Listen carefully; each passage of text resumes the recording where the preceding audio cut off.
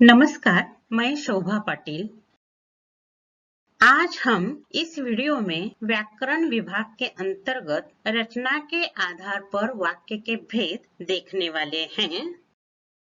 वाक्य के भेद दो तरह के होते हैं, एक रचना के आधार पर और दूसरे अर्थ के आधार पर। और भी प्रकार हैं, परंतु आपके अध्ययन के लिए दो प्रकार हैं, एक रचना के आधार पर वाक्य भेद और अर्थ के आधार पर वाक्य भेद। अर्थ के आधार पर वाक्य भेद हैं वो वाक्य परिवर्तन के लिए दिए हैं, और रचना के आधार पर जो वाक्य भेद हैं वो केवल हमें पहचानने हैं। पहचानने के पहले वाक्य भेद कितने हैं, किसे कहा जाता है, सरल वाक्य, संयुक्त वाक्य, मिश्र वाक्य, ये हम देखने वाले हैं।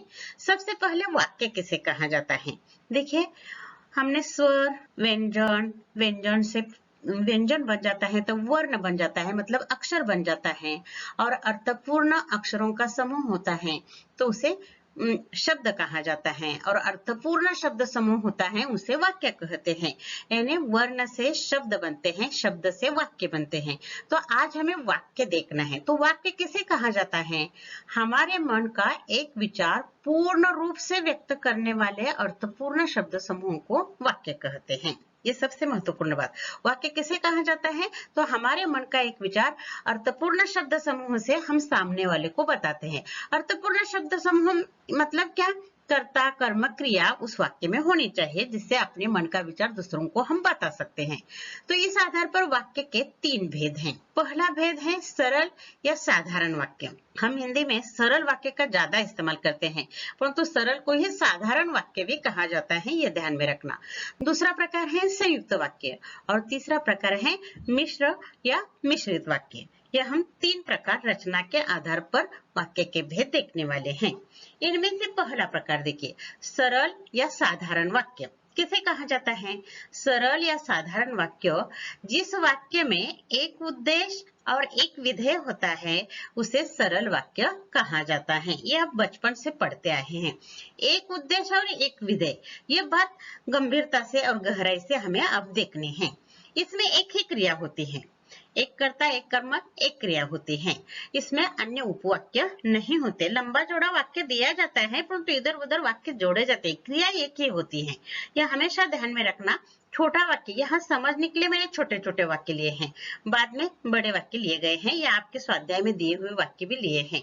तीन बातें महत्वपूर्ण हैं। जिस वाक्य में एक उद्देश्य और एक विधेय होता है उसे सरल वाक्य कहा जाता है। सरल वाक्य में एक ही क्रिया होती है और वही मुख्य क्रिया होती है। सरल वाक्य में अन्य उपवाक्य नहीं होते, केवल एक ही वाक्य होता है, वही मुख्य वाक्य, वही मुख्य क्रिया होती है। ये बातें ध्यान में रखना, बहुत आसान है। उदाहरण देख, सुधारक करुणाशील होता है। यहाँ सुधारक ये उद्देश्य है, उद्देश्य मतलब कर्ता, करुणाशील होता है। विधेय, विधेय मतलब क्रिया, उसमें एक ही क्रिया है। क्या है, करुणाशील होना, यह उनकी क्रिया है, इसलिए सुधारक करुणाशील होता है। यह सरल या साधारण वाक्य है, यह हमें पहचानना है। वाक्य दिया जाता है, आपको उत्तर लिखना है सरल वाक्य। दूसरा वाक्य देखिए, श ने उत्तर दिया है। श मतलब जॉर्ज बर्नार्ड शॉ। श ने उत्तर दिया है। यहाँ ऊपर सुधारक करता है, यहाँ शॉन ने कारक जोड़ा है, प्रत्यय जोड़ा है। आपने देखा है काल परिवर्तन में, ये पूर्ण वर्तमान काल का उदाहरण है, इसलिए शॉन ने यह कर्ता हो गया। उत्तर दिया है ये विधेय हुआ। यानी उद्देश्य और विधेय हमें ढूंढने के लिए आना चाहिए, और वाक्य देखने पर उसमें एक क्रिया है, ये देखना, उत्तर देना, यह विधेय है, मतलब एक क्रिया है और वह भी मुख्य क्रिया है, और श ने यह उद्देश्य करता है। इस तरह वाक्य हमें देखना है। ये समझने के लिए बहुत छोटे छोटे उदाहरण हमने लिए हैं। अगला उदाहरण देखिए, पाप कांपता है। पाप ये उद्देश्य है, कांपता है मतलब कांपना, यह मुख्य क्रिया है। यानी यहाँ कर्ता और क्रिया दो ही है, इसमें कर्म नहीं आ गया। पाप कांपता है। अगला उदाहरण देखिए, पेड़ों की शाखाएं खेलती थी। यहाँ पेड़ यह करता नहीं है, तो पेड़ों की शाखाएं यह करता है, क्या कर रहे हैं, खेलने की क्रिया कर रही थी। मतलब पेड़ों की शाखाएं ये उद्देश्य है, खेलती थी यह विधेय है। बैजू हैरान हुआ। यहाँ बैजू यह उद्देश्य करता है, हैरान होना यह विधेय या क्रिया है, ये ध्यान में रखना। यानी दो भागों में सरल वाक्य बांटा जाता है, उद्देश्य और विधेय। उद्देश्य मतलब कर्ता, और कर्ता छोड़कर जो अगला भाग रहता है उसे विधेय कहा जाता है। जिस वाक्य में एक उद्देश्य और एक विधेय होता है उसे सरल या साधारण वाक्य कहा जाता है। अगला प्रकार देखिए, संयुक्त वाक्य। संयुक्त मतलब अलग अलग। संयुक्त वाक्य में दो या दो से अधिक स्वतंत्र वाक्य समानाधिकरण समुच्चय बोधक अव्यय के द्वारा जुड़े रहते हैं। देखिए, संयुक्त वाक्य में भी समुच्चय बोधक आने वाले हैं और मिश्र वाक्य में भी समुच्चय बोधक आने वाले हैं, परंतु संयुक्त वाक्य में जो समानाधिकरण मतलब क्या, ऐसे समुच्चय बोधक अव्यय होते हैं जो दोनों स्वतंत्र वाक्य को जोड़ने का काम करते हैं। दोनों वाक्य अलग अलग होते हैं, दोनों वाक्य के कर्ता अलग अलग, क्रियाएं अलग अलग होती हैं। मतलब ऊपर हमने जो सरल वाक्य देखा है उसी तरह के दो स्वतंत्र सरल वाक्य होते हैं और उसे एक समुच्चय बोधक अव्यय बीच में जोड़ा जाता है, जिसे समानाधिकरण समुच्चय बोधक अव्यय कहा जाते हैं। अब देखिए, समानाधिकरण समुच्चय बोधक के भी और अधिक उप प्रकार हैं, यानी विभाजन कारक, परिमाण कारक, ये सभी प्रकार इसके अंतर्गत आ जाते हैं। आपने अव्यय देखे हैं, क्रिया विशेषण अव्यय, संबंध बोधक अव्यय, समुच्चय बोधक अव्यय, विस्मयादि बोधक अव्यय। इनमें से हम समुच्चय बोधक अव्यय, आपने अभी तक दो शब्द या दो वाक्य को जोड़ने वाले अव्यय को समुच्चय बोधक अव्यय कहा जाता है, ये आपने देखा है। परंतु उसमें भी प्रकार हैं, समानाधिकरण या व्यधिकरण अव्यय, इसमें भी वो प्रकार है। यानी समुच्चय बोधक अव्यय का अभी आपने इतना गहराई से अध्ययन नहीं किया है, जब आप स्पर्धा परीक्षा के लिए अध्ययन करोगे तब और गहराई से अध्ययन करना पड़ेगा। अब इस समय आपको दो बातें ध्यान में रखनी है, समानाधिकरण समुच्चय बोधक अव्यय, व्यधिकरण समुच्चय बोधक अव्यय। समानाधिकरण समुच्चय बोधक दो स्वतंत्र वाक्यों को जोड़ने का काम करते हैं और व्यधिकरण समुच्चय बोधक अव्यय दो एक दूसरे पर अवलंबित वाक्य को जोड़ने का काम करते हैं। यह हमें अलग अलग देखना है। देखिए, संयुक्त वाक्य मतलब दो वाक्य स्वतंत्र रूप से होते हैं, कभी कभी कर्ता एक होता है परंतु क्रियाएं अलग अलग होती हैं। इनमें केवल दो वाक्य होते हैं, कभी दो से अधिक भी वाक्य होते हैं, परंतु हर वाक्य का क्रिया अलग होती है। कर्ता कभी कभी एक होता है, कभी कभी अलग भी कर्ता होता है। कर्ता एक या दो होता है परंतु क्रियाएं अलग अलग होती है, दोनों क्रियाएं अलग अलग होती है और वह समुच्चय बोधक अव्यय से जोड़े जाते हैं। अब देखिए, यहाँ मैंने चौकट में समुच्चय, कौन कौन से समुच्चय बोधक अव्यय समानाधिकरण है और संयुक्त वाक्य को जोड़ने वाले हैं। देखिए, और, किंतु, परंतु, लेकिन, तथा, अथवा, या, अन्यथा, अतः, व, मगर, एवं, फिर भी, नहीं तो, बल्कि, पर, ये सभी हैं। परंतु ज्यादा से ज्यादा आपको और, किंतु, परंतु, लेकिन, अथवा, यहाँ तक के आपको आपके परीक्षा के लिए पूछे जाते हैं या आपके किताब में, आपके गद्य पाठों में जो वाक्य हैं वही आते हैं परीक्षा के लिए, बाहर के नहीं आते। 12वीं तक आपका व्याकरण आपके गद्य पाठों पर आधारित होता है। और, किंतु, परंतु, लेकिन, अथवा, या, वह शब्द, यह भी दो वाक्यों को जोड़ने के लिए मराठी शब्द है, वह एक वर्ण का समुच्चय बोधक अव्यय है, दो स्वतंत्र वाक्यों को जोड़ने का काम करता है, वह भी कभी कभी आता है। आगे जो दिए हैं, अतः, एवं, फिर भी, नहीं तो, ये आपको आगे उपयोग में आ जाएंगे। यानी कि आप जब स्पर्धा परीक्षा के लिए जाएंगे उस समय समुच्चय बोधक अव्यय का सूक्ष्मता से अध्ययन करोगे, तब ये वाक्य आपके किताब में भी इस तरह के अतः, एवं जोड़कर आने वाले वाक्य हैं। अगर आपने गद्य पाठ का सूक्ष्मता से एक बार पठन किया तो ये सभी वाक्य आ जाते हैं। पाठ पढ़ते समय इन वाक्यों को आप अंडरलाइन करके रखिए। अब यहाँ उदाहरण के लिए देखिए, और एक संयुक्त वाक्य की विशेषता होती है। संयुक्त वाक्य में कभी कभी अव्यय शब्दों का लोप भी किया जाता है, अल्प विराम देकर आगे आगे आगे वो दिया जाता है। यह हम देखने वाले हैं। आपके आदर्श मतलब पाठ में इस तरह के समुच्चय बोधक अव्यय का लोप हुआ हुए बहुत सारे वाक्य आ गए हैं जो संयुक्त वाक्य होते हैं। संयुक्त वाक्य के बीच में कभी कभी समानाधिकरण समुच्चय बोधक अव्यय आ जाता है अथवा अल्प विराम देकर आगे आगे आगे वाक्य दिए जाते हैं। देखिए, पहला वाक्य, बैजू ने उचित उत्तर दिए और लोगों ने हर्ष से तालियां पीट दी। देखिए, यहाँ उत्तर दिया यानी उत्तर देना अलग है, तालियां पीटना अलग क्रियाएं हैं, ये ध्यान में रखिए।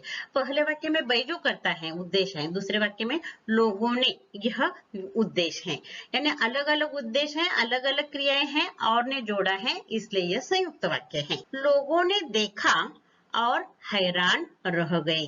यहाँ दोनों ओर करता है कि लोगों ने देखा और लोग हैरान रह गए। मतलब दूसरे वाक्य में लोग यह करता लोप हो गया है, परंतु दोनों क्रियाएं अलग अलग हैं। पहले क्रिया में लोगों ने देखा है और दूसरे में हैरान रह गए हैं।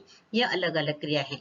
दो अलग अलग क्रियाएं होती हैं, दो वाक्यों का अलग और स्वतंत्र अर्थ होता है, एक दूसरे पर वे अवलंबित नहीं होते। लोगों ने देखा, लोग हैरान रह गए, ये दोनों वाक्य अलग अलग है। कर्ता एक है परंतु अलग अलग वाक्य हैं, और ने जोड़ा है इसलिए यह संयुक्त वाक्य है। अगला वाक्य देखिए, बैजू बावरा जीत गया, तानसेन हार गया। देखिए बीच में अल्प विराम आ गया है। यहाँ और हो सकता था, बैजू बावरा जीत गया और तानसेन हार गया, इस तरह हो सकता था, परंतु आपकी किताब में अल्प विराम से यह संयुक्त वाक्य दिया है। बैजू बावरा जीत गया, अल्प विराम, तानसेन हार गया।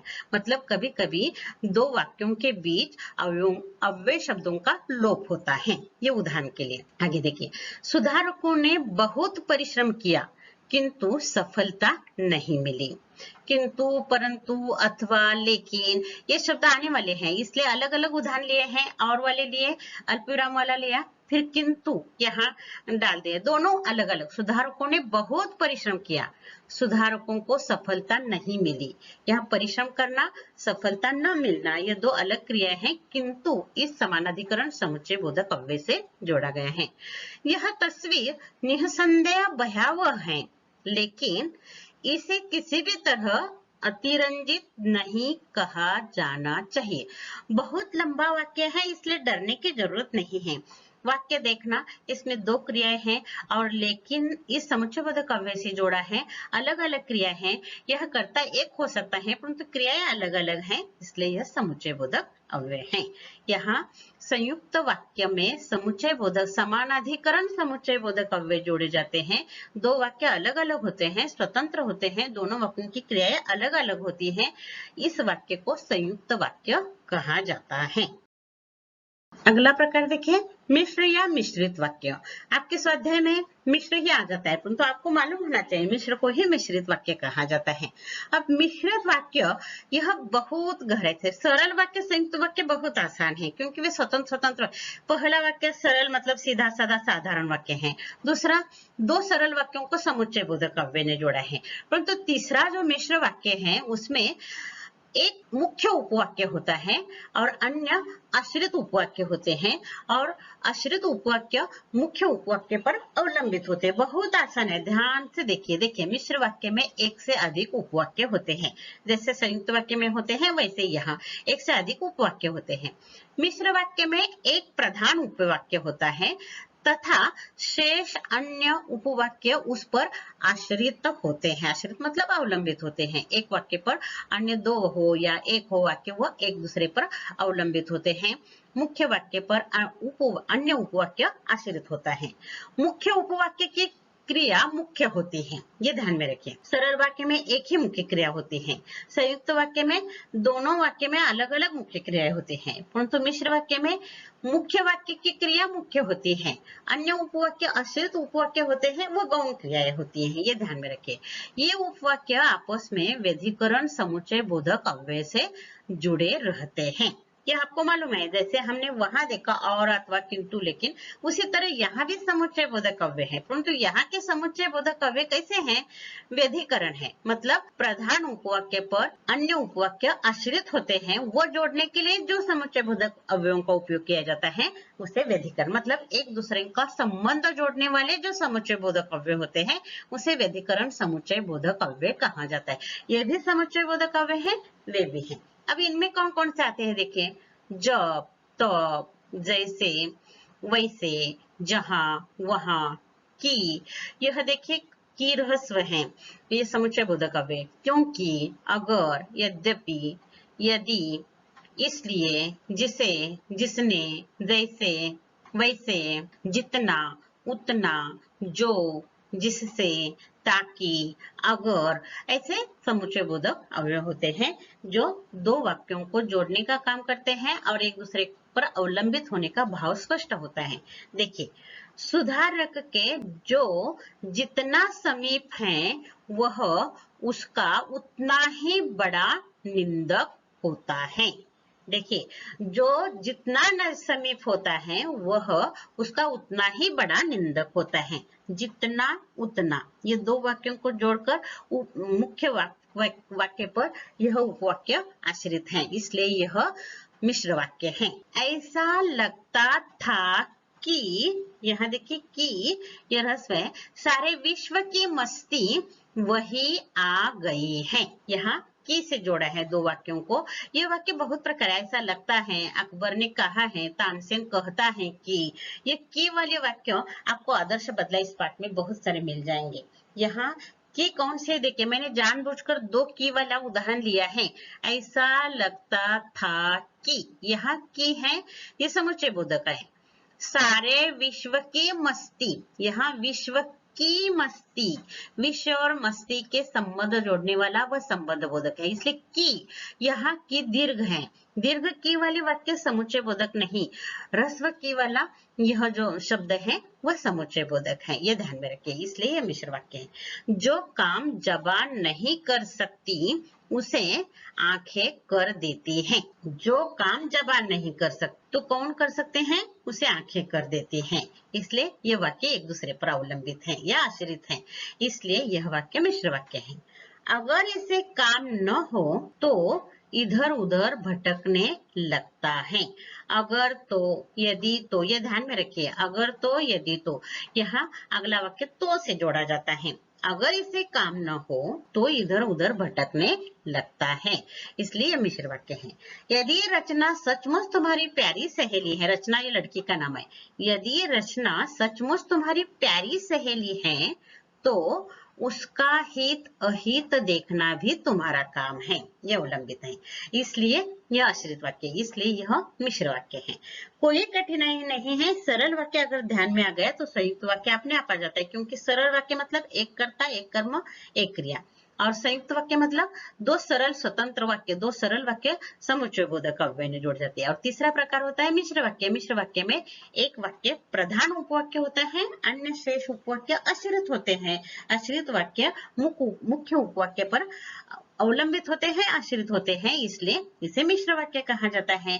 एक दूसरे से वे अलग नहीं हो सकते, अथवा एक वाक्य का अर्थ नहीं होता, उसके लिए दूसरे वाक्य की जरूरत पड़ती है, उसे मिश्र वाक्य कहा जाता है। देखिए, स्वाध्याय के लिए अभी मालूम नहीं है, ये व्याकरण विभाग में नहीं था, परंतु आपके स्वाध्याय में दिया है। बहुविकल्प के लिए पूछा जा सकता है, वाक्य भेद अपने व्याकरण में भी डाला जा सकता है। तो क्या पहचानने के लिए कहा जाता है, रचना के आधार पर निम्न वाक्यों के भेद पहचाने, ऐसा 2 अंक के लिए पूछा जा सकता है। देखिए, फिर भी सावधानी तो अपेक्षित है ही, यह अपने पाठ के 74 पाठ के स्वाध्याय में दिए हुए वाक्य हैं, इसलिए मैं यहाँ ले रही हूँ। इस तरह वाक्य नहीं पूछे जाते, कर्ता, कर्म, क्रिया ये वाक्य में होना चाहिए, ताकि छात्रों के मन में जम्बलिंग नहीं होता कि यहाँ फिर भी सावधानी तो अपेक्षित है, या कर्ता कर्म नहीं है परंतु अपेक्षित है, मतलब होना क्रिया एक ही क्रिया है, इसलिए सरल वाक्य है। हमें डरने की जरूरत नहीं, क्रिया ढूंढना और एक ही क्रिया है ये ध्यान में आते ही उसे सरल वाक्य लिखना। अगला वाक्य देखिए, महाप्रभु सुधारक वंदनीय है, उसका सत्य महान है, वह लोकोत्तर है। देखिए, यहाँ अल्प विराम से वाक्य जोड़े गए हैं, यहाँ कहीं भी समुच्चय बोधक अव्यय नहीं है, यहाँ समुच्चय बोधक अव्ययों का लोप हो गया है, इसलिए ये संयुक्त वाक्य है। नहीं तो यहाँ और, किंतु, लेकिन अथवा कोई नहीं है। तो मैंने पहले ही बता दिया है कि छोटे छोटे स्वतंत्र वाक्य होते हैं, अल्प विराम से जोड़े जाते हैं, वे संयुक्त वाक्य होते हैं। ओजोन एक गैस है जो ऑक्सीजन के 3 परमाणुओं से मिलकर बनी होती है। ये गैस स्त्रीलिंग शब्द है, इसलिए वहां आगे ये हो गया है, इसलिए मिश्र है। ओजोन एक गैस है जो ऑक्सीजन के 3 परमाणु से मिलकर बनी होती है। इस गैस के बारे में ज्यादा जानकारी दी है, इसलिए मिश्र वाक्य है। तुम्हारा पत्र पाकर खुशी हुई, तुम्हारा पत्र यह उद्देश्य है, पाकर खुशी होना यह अगला विधेय है, इसलिए सरल वाक्य है। सामने एक बोर्ड लगा था जिस पर अंग्रेजी लिखा था, किस पर अंग्रेजी लिखा था, सामने एक बोर्ड रखा था, ये लगा था, इसलिए ये जिस पर उस पर, इसलिए मिश्र वाक्य है। यह वह समय था जब भारत में अकबर की तुति बोलती थी, जब तब, जो तो, जैसा वैसा, जहां वहां, ऐसे शब्द जिस वाक्य में आ जाते हैं उसे मिश्र वाक्य कहा जाता है। अगला वाक्य देखिए, संयोग से तभी उन्हें कहीं से 300 रुपए मिल गए। ये लंबा चौड़ा वाक्य हो गया, डरने की कोई जरूरत नहीं। संयोग से तभी, ये ज्यादा दिया है, उन्हें कहीं से 300 रुपए मिल गए, यानी मिल जाना एक क्रिया है, इसलिए सरल वाक्य है। 300 रुपए मिल जाना, उन्हें मतलब निराला के पाठ का है, ये ध्यान में रखिए। सुधारक होता है करुणाशील और उसका सत्य सरल विश्वासी। दो वाक्य हैं और ने जोड़ा है, इसलिए संयुक्त वाक्य है। यहाँ उसका मतलब सुधारक का सत्य सरल विश्वासी, ये ध्यान में रखिए। आप यहाँ प्रतीक्षा कीजिए, प्रतीक्षा करना एक क्रिया है, इसलिए सरल वाक्य। निराला जी हमें उस कक्ष में ले गए जो उनकी कठोर साहित्य साधना का मुख्य साक्षी रहा है। इतना लंबा चौड़ा वाक्य परीक्षा में नहीं दिया जाता, परंतु निराला जी के पाठ के सभी वाक्य बड़े ही हैं। परंतु निराला जी उस कक्षा में ले गए जो मतलब उनकी कठोर साहित्य साधना का मुख्य साक्षी रहा है, उस कक्ष में हमें ले गए। कक्ष मतलब उनका मकान। मिश्र वाक्य है जो यहाँ आ गए हैं। शौ की बात सच है पर यह सच्चाई एकांगी है। शौ की बात सच है एक वाक्य, यह सच्चाई एकांगी है यह अलग वाक्य है, पर ने जोड़ा है इसलिए संयुक्त वाक्य है। समाज का पाप विवश हो जाता है कि वह सुधारक की बात सुने। अब समाज का पाप विवश हो जाता है, ऐसा वाक्य है किताब में, कि वह सुधारक की बात सुने। सुधारक की बात उसे मजबूर होकर सुननी पड़ती है। यहाँ की रस्व आ गई है, इसलिए यह मिश्र वाक्य है। इस तरह सरल वाक्य, संयुक्त वाक्य, मिश्र वाक्य, उनकी व्याख्याएं देखिए, उनकी विशेषताएं देखिए, गहराई से पढ़िए। और हमें 4 ही गद्य पाठ अध्ययन के लिए हैं। 4 गद्य पाठ को ध्यान से पढ़िए और जहां जहां समानाधिकरण समुच्चय बोधक अव्यय है, ये अलग पन्ने पर संयुक्त वाक्य लिख कर रखिए, और जहां व्यधिकरण समुच्चय बोधक अव्यय है, ये अलग पन्ने पर लिखिए। और इस तरह मिश्र वाक्य और संयुक्त वाक्य में किसी भी तरह का जमलिंग नहीं करना। बहुत सारे छात्र मिश्र वाक्य को सरल वाक्य को मिश्र वाक्य लिखते हैं, एक साथ 2 अंक चले जाते हैं। इसलिए संयुक्त अंक किसे कहा जाता है, वाक्य कहा जाता है, और मिश्र वाक्य किसे कहा जाता है, ये विशेषताएं पहले ध्यान से रखें और फिर पहचाना बहुत आसान है। और यहाँ रचना के आधार पर वाक्य के भेद, यह हमारा व्याकरण का विभाग समाप्त हो जाता है। अगले विभाग में हम अगला पाठ लेकर आएंगे। तब तक के लिए धन्यवाद।